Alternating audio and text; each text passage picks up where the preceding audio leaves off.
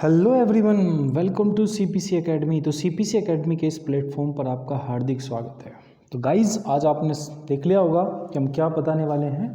तो आज मैं आपको बताने वाला हूँ पढ़ने का सही तरीका क्या होता है। ठीक है, कि आप कैसे एग्ज़ाम, गवर्नमेंट एग्ज़ाम की बात मैं कर रहा हूँ, ठीक है, या गवर्नमेंट एग्ज़ाम को कैसे आप क्रैक कर सकते हो, कैसे आप पढ़ सकते हो, उसको जल्दी से जल्दी कैसे फॉलो कर सकते हो। क्योंकि मैंने एक चीज़ ऑब्जर्व करी है, कुछ लोग पढ़ रहे हैं, बहुत टाइम से पढ़ रहे हैं, बट उन्हें सफलता नहीं मिलती है। तो आज जो मैं आपको तरीका बताने वाला हूँ, ठीक है, ये तरीका जो है, चाहे आप फ्रेशर बच्चे हों, मतलब पहली बार कंपटीशन की लाइन में घुस रहे हों, चाहे आपको पढ़ते पढ़ते काफ़ी टाइम हो गया हो, ठीक है, तो मैं आपको एक ऐसा तरीका बताऊंगा कि जिससे आप इजीली कुछ ही समय में क्या ले सकते हो, गवर्नमेंट जॉब ले सकते हो। ठीक है, चलो देखो, रिवीजन कैसे करना है, ठीक है, क्या क्या चीज़ें करनी है, सप्ताह भर का रिवीजन कैसे करना है, क्या क्या पॉइंट आपको याद रखने हैं, वो सारी की सारी बातें मैं आपको बताने वाला हूँ। सबसे पहली चीज़ देखो, ध्यान रखना क्या है आपको। ध्यान तो पहली चीज़ तो आपको याद रखना है कि देखो, सबसे पहली चीज़, ठीक है, जब आप कंपटीशन में घुस रहे हो तो सबसे पहले ध्यान ये रखना है कि भाई मैं कौन हूँ। ठीक है, सबसे पहली चीज़ तो मैं कौन हूँ और मैं क्या कर सकता हूँ। मैं क्या कर सकता हूँ, ये दो बातें तो ध्यान में रखनी है। दूसरी बात, अगर आप गवर्नमेंट एग्ज़ाम की तैयारी कर रहे हो तो सबसे पहला पॉइंट जो आपको ध्यान में रखना है वो रखना है कि आपको ज़्यादा दोस्त नहीं बनाने हैं, मतलब आपको एक सन्यासी भरा जीवन बिताना है। दूसरा, ज़्यादा बात किसी से नहीं करनी है, सिर्फ मेन टू मेन फोकस अपनी पढ़ाई पर रखना है। ठीक है, ये 3 से 4 पॉइंट हैं जो आपको फॉलो करने हैं। ठीक है, अब मैं बात करूँगा कि जैसे सपोज़ मानो आप सबसे पहले, है ना, सबसे पहले क्या है, आप अगर सपोज़ मानो कि आपने अभी स्टडी स्टार्ट करी है, मतलब अभी से आपने पढ़ना स्टार्ट किया है, तो आप क्या कर सकते हो। तो देखो, अगर सपोज़ मानो आपने अभी क्लास लेनी स्टार्ट की है गवर्नमेंट एग्ज़ाम की और आपको लगता है कि मुझे 2025 के अंदर को, देखो 2024 तो ख़त्म होने वाला है, तो 2025 के अंदर आपको जॉब लेनी है। ठीक है, तो दूसरी बात, ये बात आपको दिमाग में रखोगे। अब कैसे आप ले सकते हो, तो जैसे आप सबको पता है कि गवर्नमेंट एग्ज़ाम में क्या होता है, 4-5 सब्जेक्ट ही होते हैं। एक मैथ्स होता है, रीजनिंग होता है, जीएस होती है ना, या आपको एग्ज़ाम में हिंदी मिलेगी या इंग्लिश मिलेगी। यही चीज़ें आपको मिलने वाली हैं, चाहे आप कोई भी गवर्नमेंट एग्ज़ाम क्रैक कर लो। अब देखो, क्लास चल रही है, क्लास देखो, अगर आप कोचिंग कर रहे हो, है ना, या कहीं भी पढ़ रहे हो, तो आप सबको एक चीज़ तो पता ही होगा कि आपका क्लास में कितने घंटे आपके जाते हैं। तो आप कहोगे कि जी मेरी क्लास में कुल मिला के 4 से 5 घंटे की तो जी मेरी क्लास है।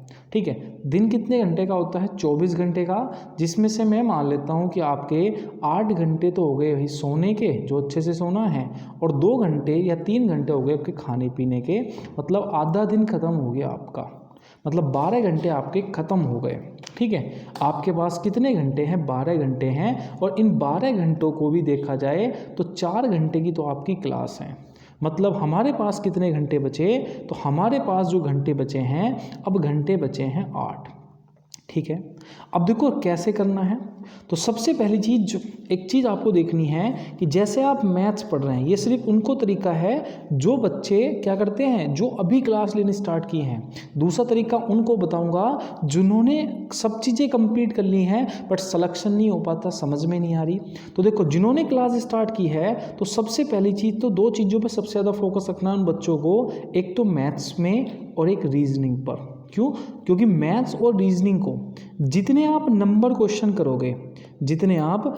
क्वेश्चन करोगे उतना बेनिफिट आपको मिलने वाला है कैलकुलेशन में। क्योंकि रीजनिंग बस एक बार करनी है, बाकी कुछ नहीं करनी है। जैसे कोई चैप्टर है, उसके 100 क्वेश्चन कर लो, रीजनिंग के सफिशिएंट है। मैथ को जितना आप घिस सकते हो उतना घिसना है, उतना पेन आपको चलाना है, क्योंकि गवर्नमेंट एग्जाम की एक कहानी है, जितनी जल्दी आप मैथ करोगे उतनी जल्दी ही सिलेक्शन आपको मिलेगा। ठीक है, दूसरी बात, क्योंकि मैथ और रीजनिंग ऐसे सब्जेक्ट हैं जहां पूरे में से पूरे नंबर लाए जा सकते हैं, चाहे वो गवर्नमेंट एग्ज़ाम हो, कोई भी एग्ज़ाम हो। ठीक है, अब देखो, आप जैसे क्लास लेके आए मैथ्स की, तो सबसे पहले आपको एक क्लास का रिवीजन करना है। सबसे पहले क्या करना है? क्लास का रिवीजन करना है, ठीक है। और रोज़ आपको क्लास का रिवीजन करते आना है, और वीक में जाकर एक लास्ट जब वीक का सप्ताह आएगा पूरी क्लास का रिवीजन कर देना है। मतलब आपने 1 से 6 दिन तक पूरे दिन पढ़ा, और 6 दिन पढ़ने के बाद जब संडे आया तो संडे में आपने क्या करा? संडे में आपने करा क्या कि जितना आपने 6 दिन पढ़ा था मैथ्स में, रीजनिंग में, जीएस में और हिंदी या इंग्लिश में, उसका फुल्ली रिवीजन करना है। तो इस पर क्या होगा? आपका हर हफ्ते आपका कोर्स जितना आपने पढ़ा वो रिवीजन होता चला जाएगा। पर डे होगा ही होगा, ठीक है, लेकिन उसके बाद आपका डे बाय डे के साथ साथ वीकली होगा, तो भैया सारी चीज़ें रिवीजन हो जाएंगी। तो आप इस तरीके से 6 से 7 महीने के अंदर किसी भी एग्ज़ाम को फोड़ने की ताकत रखते हो, ठीक है। ये तरीका अपनाना है। उसके बाद देखो दूसरा तरीका क्या होता है, जो बच्चे क्या करते हैं, आपको बहुत टाइम हो गया, कोर्स भी कंप्लीट है ना भाई, कोर्स भी कंप्लीट हो गया बट सिलेक्शन नहीं हो रहा, ठीक है, सब चीज़ें क्वालिफाई हैं बट आपका क्या नहीं हो रहा? सिलेक्शन नहीं हो रहा। उनके लिए क्या है? तो देखो उनके लिए 2 चीज़ें हैं। पहली चीज़ तो क्या है, मैं उनको एक चीज़ बता चलता हूँ कि उन्हें क्या है, एक वीकली क्या करना पड़ेगा, वीकली जो है टेस्ट लगाने पड़ेंगे।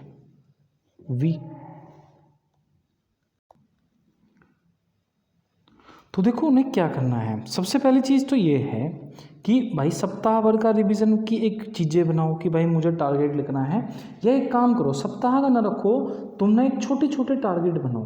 टारगेट मतलब क्या होगा कि टारगेट इतना बड़ा होना चाहिए कि जैसे हमने कोई टारगेट बनाया 100 क्वेश्चन का, तो इतना बड़ा टारगेट होना चाहिए दिन का कि मैं जो हूँ 90 क्वेश्चन करता हूँ, मतलब को कभी भी टारगेट पूरा ना हो मेरा, फिर उसे मैं अगले टारगेट में ऐड कर दूंगा, ठीक है। दूसरी बात देखो, आपको ध्यान ही रखना है कि आपको अगर आपका कोर्स कंप्लीट हो चुका है तो 150 क्वेश्चन मैथ्स के आपको पर डे लगाने हैं। ये हर चैप्टर के, और चैप्टर वाइज लगाने। कोई बुक लो, है ना, उस बुक का एक चैप्टर लो। आज मैंने क्या कर दिया, क्वेश्चन लगा दिए 150।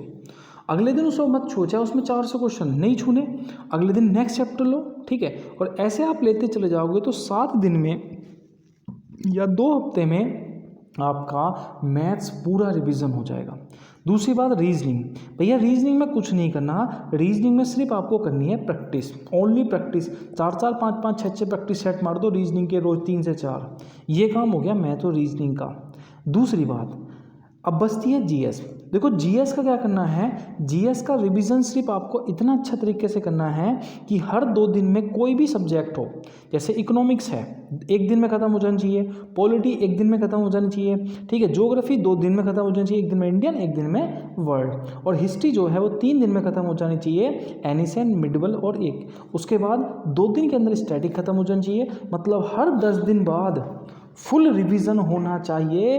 किसका होना चाहिए? पूरी की पूरी जीएस का, बचा हिंदी और चाहे आपका इंग्लिश, ये भी आप इस तरीके से ही करोगे तो आप एक चीज़ नोटिस करोगे कि हर 15 दिन में आपका कोर्स कंप्लीट हो रहा है, और आपने ऐसे 3-4 बार कोर्स पलट लिया तो आपका सिलेक्शन होने से कोई नहीं रोक सकता। देखो कुछ दिन तो आपको अंडरग्राउंड होना पड़ेगा, कुछ दिन तो आपको मेहनत करनी पड़ेगी, और ये मेहनत ही आपकी ज़िंदगी भर की सफल होने वाली है और ज़िंदगी भर आपको आराम दिलाएगी। मतलब ये आपके 2-4 महीने जो अंदर आप रहोगे, 2-4 महीने बस आपको थोड़ी सी पीड़ा देंगे, बाकी पूरी ज़िंदगी आपकी ऐसे कटेगी। लेकिन अगर आपने ऐसा नहीं किया, आप किस्तों में पढ़ते चले गए, आज पढ़ लिए नहीं पढ़े, कल पढ़ लिए आज नहीं पढ़ते, ठीक है, तो आप सारी ज़िंदगी मेहनत करोगे। ये भी तो मेहनत हो रही है कि आप एक दिन पढ़ रहे हो, एक दिन नहीं पढ़ रहे हो, तो ये भी मेहनत हो रही है, और फिर आपको सारी ज़िंदगी मेहनत करनी पड़ेगी। या तो आज कर लो मेरे भाई, या सारी ज़िंदगी करते रहो, ठीक है। इसी के साथ वीडियो अच्छी लगी हो